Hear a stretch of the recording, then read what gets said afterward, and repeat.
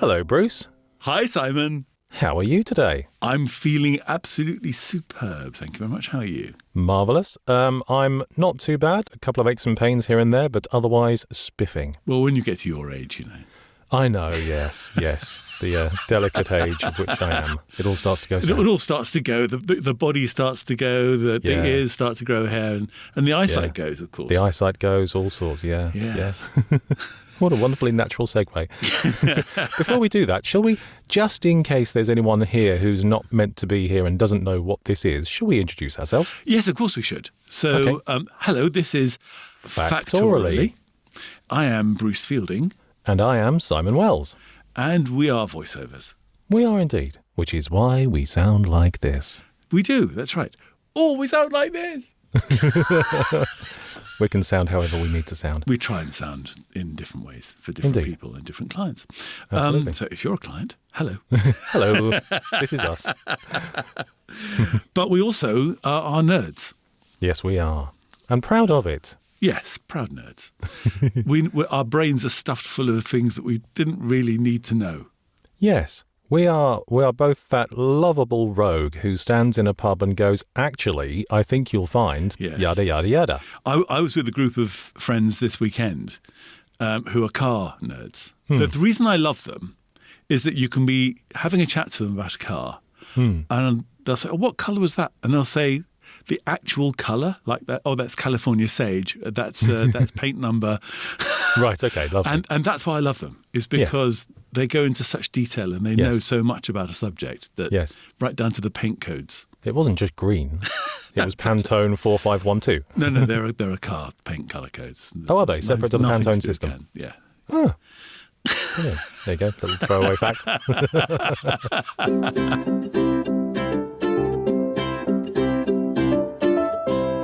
So each week we come along here, we pick a random topic, which may or may not be naturally interesting, and we jolly well make it interesting for about half an hour. Yes, exactly. And today's subject is something that's close to our eyes. Yes, it is. Although I think for Simon more than for me, because I generally wear glasses for reading. Yes, I wear glasses for life. Yes. I used to wear glasses just for reading. I got my first pair of glasses when I was 7 or 8, I think. Quite a long time ago, just for reading. And then over the years, I found out that every time I took them off, I couldn't see so well. So I eventually upgraded to having glasses for walking around, driving, etc. And then another pair for reading. Okay. Yeah, that makes sense. Yeah. But I mean, we've called this episode Spectacles because we didn't want people to assume we were talking about drinking glasses. No. Indeed, that is a little bit of a crossover, isn't it? We will be talking about glasses. When we say glasses, we mean spectacles. Yes. And when we say spectacles, we don't mean like sort of Roman arena type spectacles. We mean glasses. Or do we? So let's jump right in there with a bit of etymology. Okay. Spectacles. The word spectacle is first written in Old French, and that comes from Latin specere, meaning to look. Yeah. And that also gives rise to public spectacles. The Latin word spectaculum means a public show or a public display. So you get to spectate, you get spectators, etc., etc. Making a spectacle of yourself. Exactly, yes. A display or a show. So that's how we get those. The word glasses, originally a glass. You had a looking glass, which was a mirror. Yeah. You had a spyglass, which was a telescope. Mm-hmm. And then you had eventually an eyeglass, which was what we know today. So these things upon our faces are technically called eyeglasses, but no one bothers using the eye bit. The French are accredited with industrializing the manufacture of glasses. I mean, the French glasses in the Morez region of France in 1796, they started manufacturing glasses. Okay. And by 1900, that area of France was producing 12 million pieces a year. Oh, my goodness. And it's actually still considered the birthplace of modern eyewear. Really? And they have like very famous brands. And actually, if some glasses are made in France, they are stamped with made in France as deliberately. Oh, really? Oh. So, yeah, the French. Well, I'll go one up on the French and say that the Italians were making eyeglasses in the 13th century. Oh, okay. So the idea has been around for ages. Our good old friend Is it the Egyptians? No. Our good old friend Pliny, take it with a pinch of salt the elder, Okay. mentioned the Emperor Nero holding up an emerald to his eye and looking through it to correct his vision. So the Romans. It's either the Egyptians or the Romans. Isn't Exactly, yeah. He claims that the Greeks and the Romans were using some form of corrective lens. That doesn't mean they were walking around with glasses, but that's that. But there was an Arabian scholar, mathematician, astronomer called Ibn Sal around 970, 980 AD. Yeah. Who first sort of suggested that you could actually take a lens and smooth it out and put it in a frame and stick it on your face. Didn't really do anything with the idea, but then, like I say, Italy came along in the 13th century. Apparently Venice became a real hub of eyeglasses manufacture in the 1400s because they produced really good quality glass. Famous for glass. Exactly, yeah. And by the 14th century, they were a relatively common sight in Italy. So a couple of hundred years before the French industrialised the whole process. And in Holland as well, apparently. There's a pair in a museum in Bergen op Zoom from the 14th century as well. Oh, really? And another pair from Japan. I mean, what's quite interesting is that there wouldn't have been too much sort of travelling between sort of Italy and Japan and Holland. Sure. Yeah. And yet there's a pair of glasses from the 15th century in Kyoto. Oh, really? Yeah. That belonged to the 8th shogun, made of carved white ivory. Huh.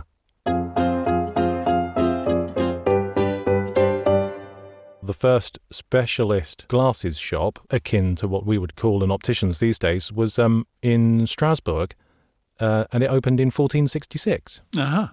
So they've been around for a while in one way or another. The earliest glasses were sort of handheld. You would carry them in your pocket. Lunettes. Lunettes, indeed. Sometimes with a little stick on them, kind of like opera glasses. Sometimes they had a pivot in the middle of the frame that you could adjust and it would pinch onto the bridge of your nose. Yes. Like pince-nez? Pince-nez. Pince-nez. Thank you for correcting my pronunciation there, which I think literally translates as pinch nose. Correct. So they were all kind of like that. And then obviously, changed over the years and eventually got arms and eventually became what we know today. Yes.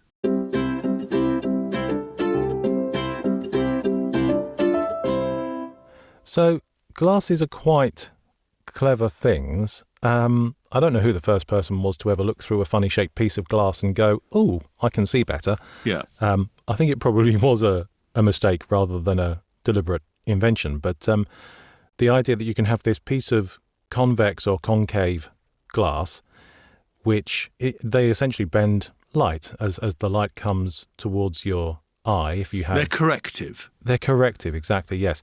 So there are some fascinating sounding conditions. I didn't know this, but nearsightedness is called myopia. Yes. Farsightedness is called hypermetropia. And just generally bad eyesight because of age and things is called presbyopia. Ah, and then there's things like astigmatism. Yes, all those sorts of things. Yes. But yeah, these funny shaped bits of glass or plastic these days in front of your eyes, as the light comes towards your eye, they hit this curved piece of glass.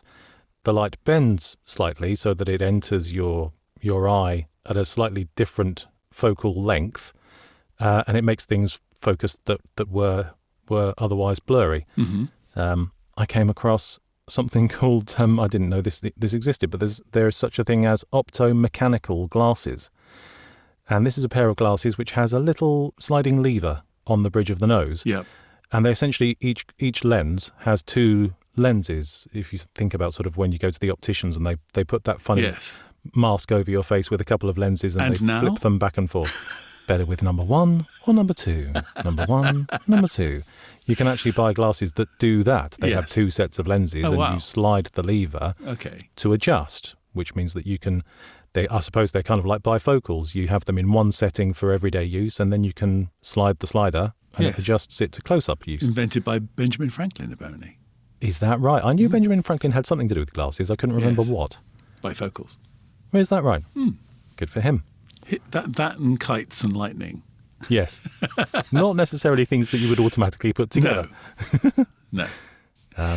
There are also double frame or flip glasses, which do very much the same thing. They put a second pair of glasses over the previous pair of glasses, and one set could be tinted so that you sort of automatically make your own sunglasses to go over your prescription lenses. I seem to remember watching a program like Tomorrow's World some many, many, many years ago, which featured glasses for third world countries. Oh, yes. Where I think you filled the lens, there's like sort of, they were soft lenses, and you filled them with water to increase or decrease the angle of focus. And you could then like make your own glasses to your own prescription just by increasing or reducing the amount of water within the lens. That's rather clever. Isn't it? And then you only have to produce one set of glasses, which everybody can use. That's fantastic. And you don't need an optician. What a good idea.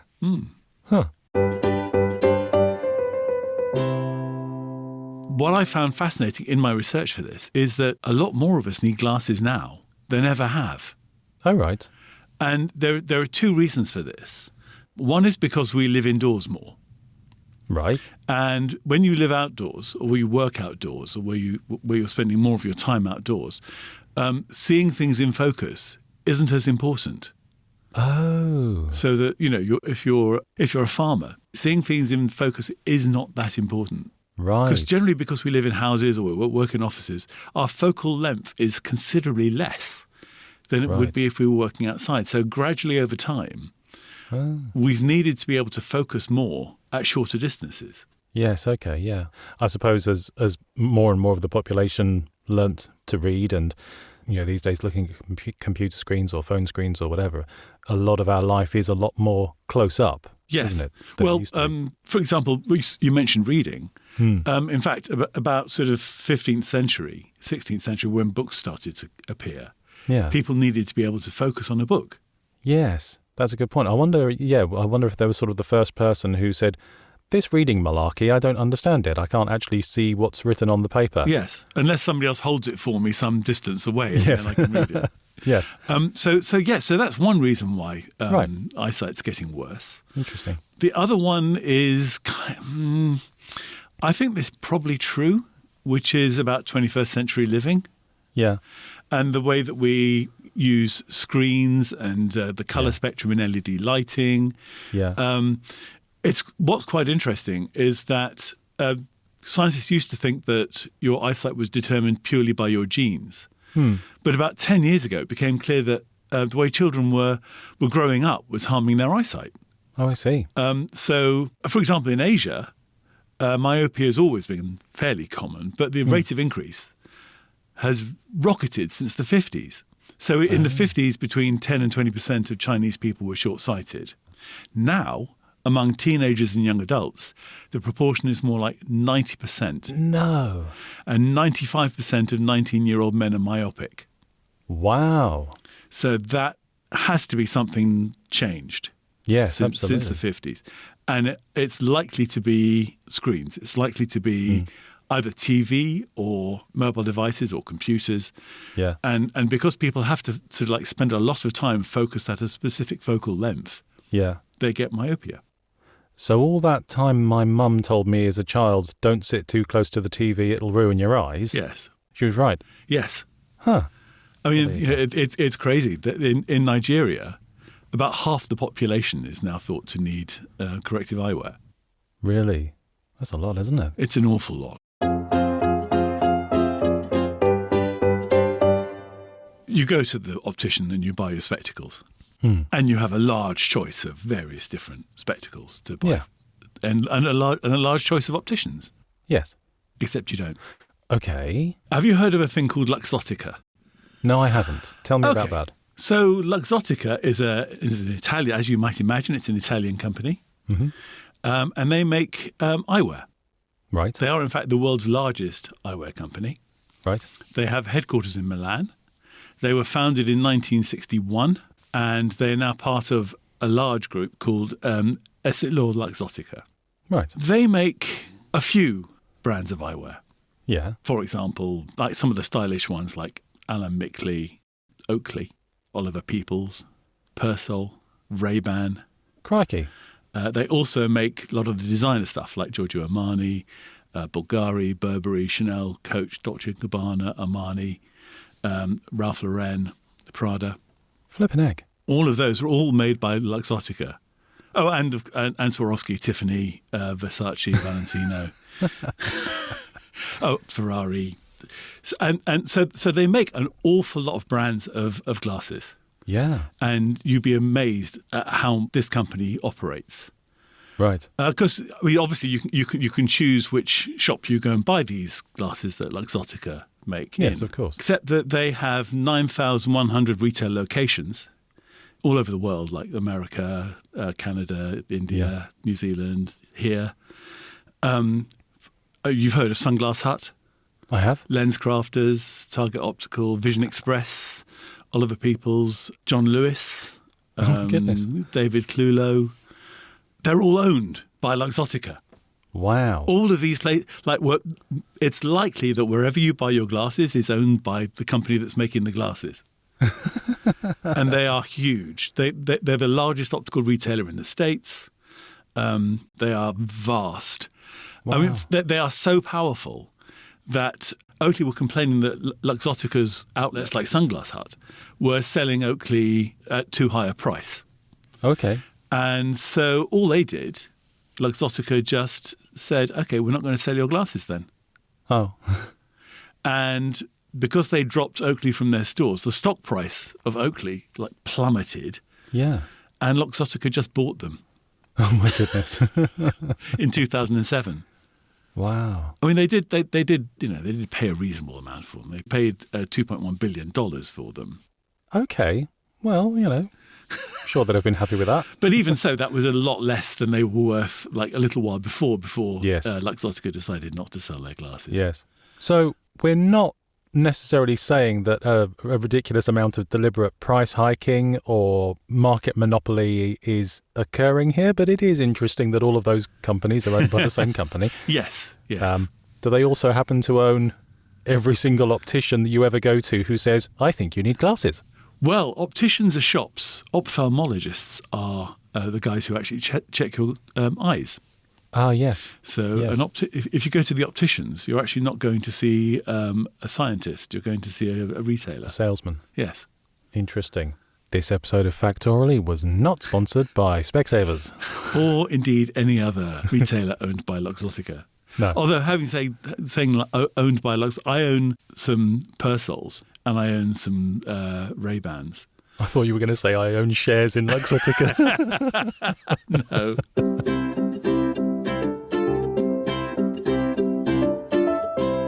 Persol's actually quite an interesting company. See, I hear Persol and I just think of washing detergent. Well, unless you're Italian, of course, in which case you see Per il Sol. Oh, well, that's different. Yes. So this it was started in 1917 in Turin by a guy called Giuseppe Ratti, who was a photographer. Oh. And he owned an optical shop. And he wasn't entirely happy with being a photographer. And he wanted to revolutionise and innovate in the world of eyewear. Oh, right. So he made this thing called the Protector, which was originally designed for aviators and high-speed sports. Yeah. But they were really comfy and they protected your eyes quite well. And so they were used by the army in Italy in 1930. Okay.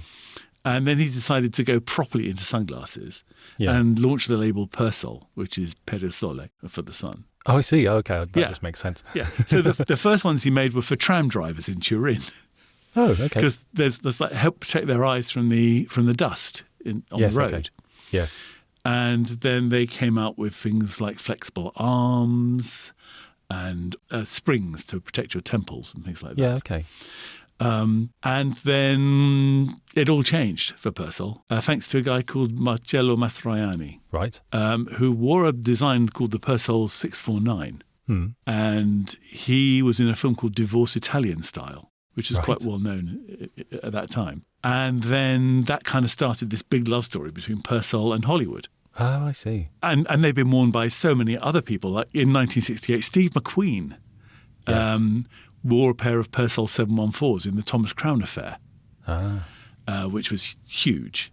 Yeah. And, he was like the king of cool, wearing personal sunglasses, really cool. And Greta Garbo, Tom Cruise, Daniel Craig, George Clooney, so many people. I mean, George Clooney wore a pair of Persol 2157s in Ocean's 13. Oh, right. They're just amazing Hollywood sunglasses. Yeah. This is usually the point where I hold my breath for a second and wait for you to say, and of course I've got a pair. And of course I've got 2 pairs of Persol. There we go.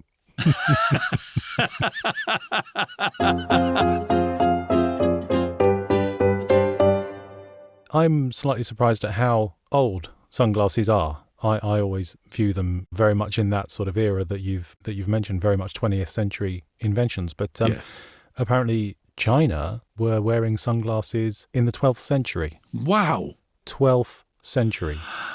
So before glasses, before Yes. spectacles, some people in China were inserting thin, flat pieces of smoky quartz into a frame and holding them up against their eyes to shield them from the sun. Wow. And I remember, I don't know what the movie was, but I remember watching a Western movie that had a Chinese fella in it wearing sunglasses. And I thought, that's historically inaccurate, isn't it? But no, apparently it's not. No. Obviously, somebody done their research and gone, clearly. tell you what we could do to throw everybody off the scent. Now, this is nothing to do with glasses, but there's a phrase I recently heard called the Tiffany problem or the Tiffany effect. Uh-huh. And this describes exactly this. It's about thinking that something is historically inaccurate when it's not. And it's all about the fact that the name Tiffany sounds like a modern name. Yes. And if you ever saw the name Tiffany in a period movie or a novel or something like that, Yeah. you think, oh, well, that's not in keeping with the time. But the name Tiffany goes all the way back to the 13th century. As a jeweller? No, just as a person's name. Just Okay. as a woman's name. Right.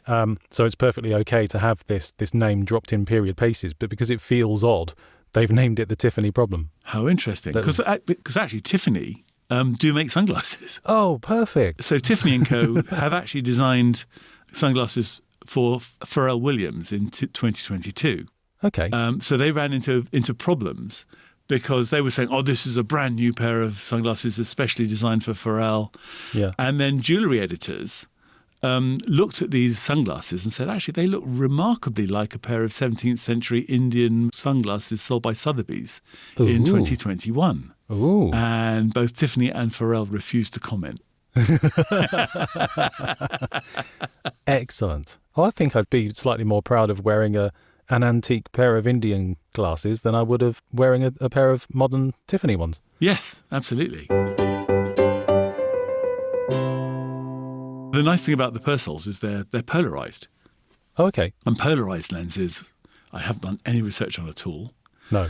But I know that when you look into water with polarised sunglasses on, Yes. you can see much deeper into the water. You can see the fish. Yes, it cancels out the glare and the contrast Yes. between light and dark from the sun hitting the water. The only brief bit of research I did on polarised lenses was looking at 3D glasses.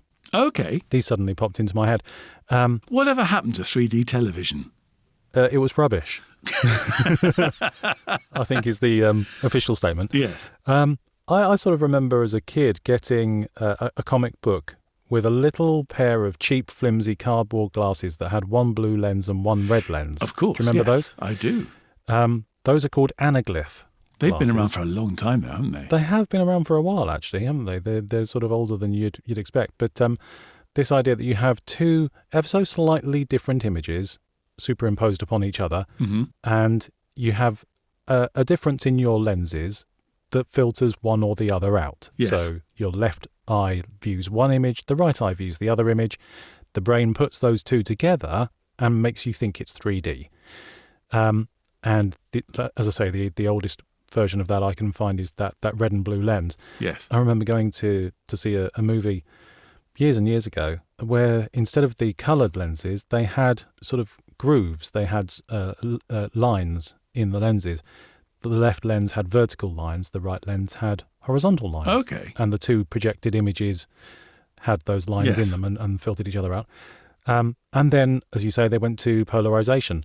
And I still don't understand polarization. I tried to give it a bit of a Google. I still don't totally understand how it works. I know that if you have two pairs of polarized sunglasses and you move the lens to 90 degrees, Yes. they go practically black. That's right. Yeah, I used to have a polarizing lens filter on my camera, Yes. and exactly that. You rotate the filter, and it cuts out the glare from the sunshine. You rotate it back, and it doesn't. Yes.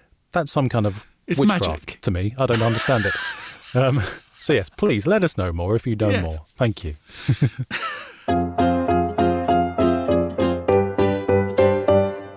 We talked about Hollywood people wearing glasses. Hmm. And it's not just people in Hollywood, is it? No. I mean, there's one of the most famous glasses wearers was John Winston Lennon. John Lennon, yes, of course. I didn't know. Did you know his middle name was Winston? No, I didn't. How interesting. Yeah, named after Winston Churchill. Oh, really? Yes. Huh, there you go. And he had those beautifully iconic, completely round little spectacles, didn't he? Yes. See, I used to think that he had those because he'd always had them since he was a kid. But apparently it was a choice. Was it? He was really myopic, very nearsighted. Yeah. And he needed corrective glasses to see distant objects. Are you nearsighted? I'm just bad-sighted, Bruce. Okay. So I'll tell you what his prescription was, if you like. Oh, please do. At 31, his prescription was minus 8.25 in his right eye and minus 7.50 in his left eye. Was it really? So that's quite bad. Yes, that is. Apparently he quite bad. couldn't see the end of his guitar. Oh, now without glasses that's an issue. Yeah, yeah, If you're the front man of the Beatles, that's an issue. absolutely. I mean, but there's him, there's Gandhi wore the same glasses. I mean, one of the Sure. theories is that Gandhi's glasses inspired John Lennon's glasses. Oh, right. Okay. Albert Einstein also wore glasses, Yes. but there were rumours that he didn't actually need them, that he just thought it made him look more intelligent. Oh, really? Well, that's quite a thing these days, isn't it? I believe you can actually buy glasses that don't have a prescription lens. Yes, They're just a prop. clear piece of glass. They're just there for style. yes. You see quite a lot of people wearing sort of tinted glasses, don't you? Just because they look cool. Oh, cool. Yeah, exactly. But, I mean, obviously John Lennon's not the only musician who Elton John is quite famous for his I was just gonna say. outrageous glasses. Yeah, yeah. Do you know how many he has?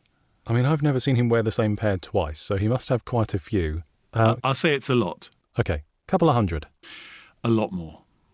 Several hundred. A lot more. 1,000? A lot more. A couple of thousand. A lot more. Go on. 250,000 pairs of glasses. No. Yep. Do that again. 250,000 pairs of glasses.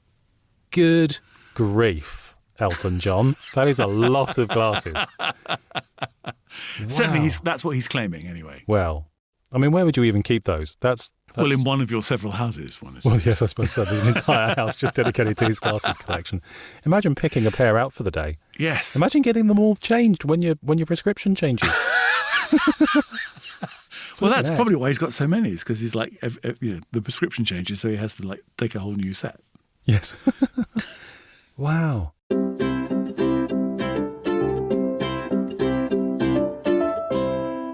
Glasses have been used to do all sorts of strange things. Like there's a chap who was a bit of a genius, really. He was Charles Darwin's half cousin, Okay. a chap called Francis Galton. Huh. And he invented all sorts. He was actually a biologist. He was looking at Victorian eugenics and things like Right. that. So he coined the term eugenics. Oh. But he did all sorts of strange things. Very odd chap. But he invented submersible glasses so that he could read the newspaper underwater in the bath. There is so much that I want to know about that. Presumably he's holding the paper above the water level. He hasn't also invented waterproof newspapers. Well, he's definitely underwater because he's like he forgets to breathe. Well, what an interesting character. Although not the most interesting submersible glasses. Have we got even more? Well, you know the high street opticians, Dolland and Acheson. Yes, I'm aware. Yes, there's a chap that was started by a chap called John Dolland, That makes sense. and he invented glasses for horses. Did he? He did in 1893. He created a pair of bifocal equine spectacles.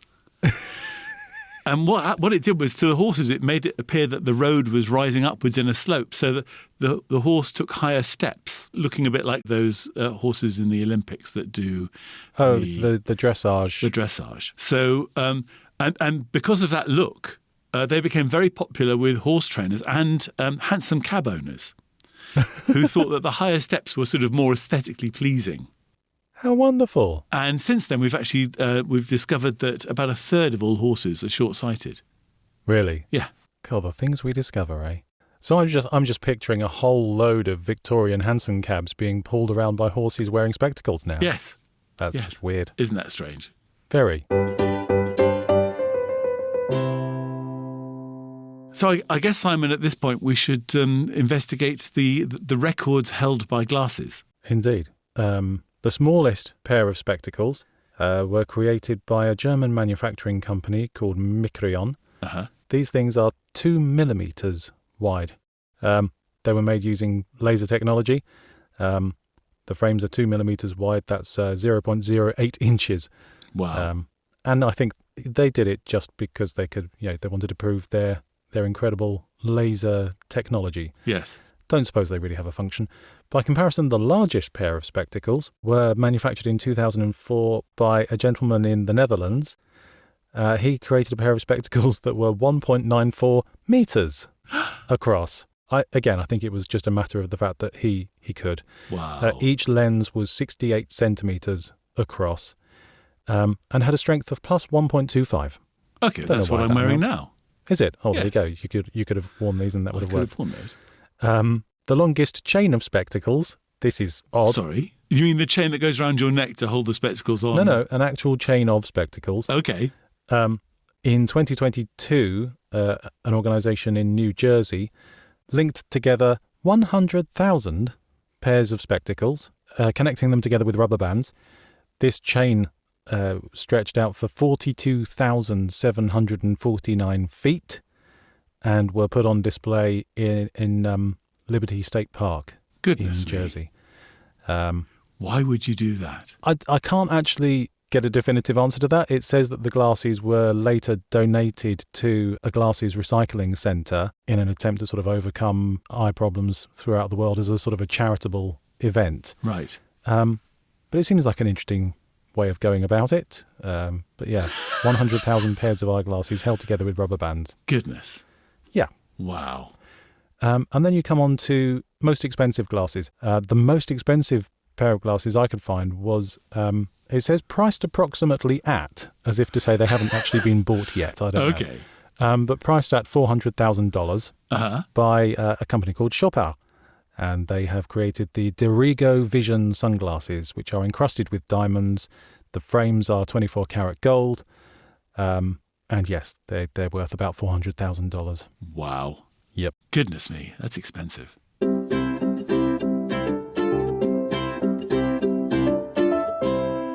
Well, I've got nothing more on glasses. No, I am all out of glasses-related facts. It's been a fairly good spectacle, though, hasn't it? It has, yes. It's really brought the subject into focus.